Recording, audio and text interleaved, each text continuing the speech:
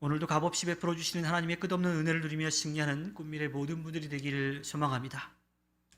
오늘 이 말씀에 대한 내용은요, 사회의 정의에 대한 것으로 마지막에서 땅의 경계표를 옮기지 말라라고 말씀하고 있습니다.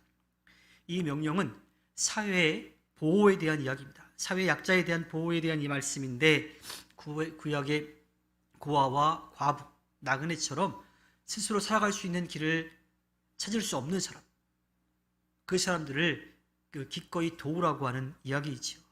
그리고 그 일을 위해서 우리가 할 수 있는 대로 힘을 보태는 것이 하나님 뜻 가운데 이 땅에서 더불어 살아가는 방법임을 말씀하고 있습니다. 하나님은 사회에서 소외되고 힘이 없어 고통받는 사람들에게 관심을 두고 그들을 돌보는 삶을 지혜로운 삶이라고 말씀하십니다. 그런데 이어지는 말씀에서는요, 지혜로운 사람은 보증을 서지 말라고 그렇게 또 말씀하고 있습니다. 즉, 가난한 사람들, 힘이 없어 어려움을 겪는 사람들을 돕는 방법이 꼭 보증이라고 하는 것, 또 물질적인 부분만은 아니라고 하는 것을 우리가 알 수가 있지요. 어떤 사람이 돈을 빌릴 때 보증을 선다라고 하는 것은요, 그 돈을 빌리는 사람이 꼭 갚을 것이다, 그렇게 신뢰할 만한 사람이다라고 하는 것을 보증을 서는 거예요. 또 만에 하나 그 사람이 그렇게 갚을 능력이 없다라고 하면 내가 대신 갚겠다라고 하는 뜻으로 보증을 서는 거지요. 그런 면에 있어서 성경은 함부로 남의 보증을 서는 일을 조심히 하라고 말씀하고 있죠. 금하고 있지만 아예 하지 말라라고 하는 것은 아닙니다. 지혜로운 사람은 가까운 이웃이나 친척이라 하더라도 그들을 위해서 보증을 서는 일에 아주 신중에 신중을 기해야 합니다. 잘못된 보증으로 인해서 그동안 힘들게 쌓아온 것들을 한순간에 잃어버리게 돼요.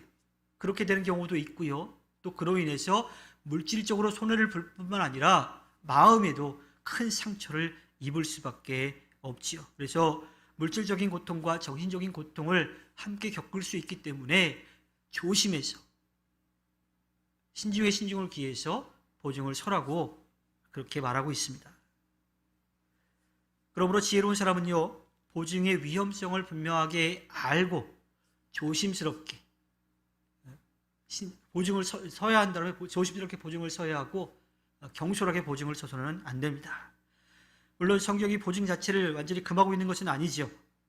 희생을 각오하고 바른 보증을 서는 일은 이웃을 사랑하는 일을 실천하는 것 가운데 하나예요. 이웃사랑의 실천 가운데 하나이긴 합니다.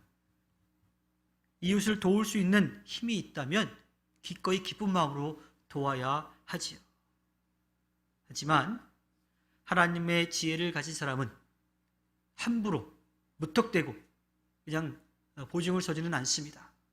내가 그렇게 할 수 있는지를 먼저 돌아보고, 만에 안에 보증을 선 사람이 경제적인 여건이 안 돼서 그 빚을 갚지 못한다면 갚아줄 수 있는지를 한번 확인해 보고 그렇게 조심스럽게 보증을 서야 하는 거지요. 그래서 하나님의 지혜를 가진 사람은 말씀에 대한 풍성한 지식뿐만 아니라 성경적인 재정 사용에 대해서도 분명한 기준을 가져야 합니다. 무턱대고 경솔하게 혹은 또 감정적으로 일들을 진행해서는 안 된다라고 하는 거지요. 지혜로운 사람은 어떤 일을 하든지 항상 기도하면서 하나님의 지혜를 구하는 사람입니다.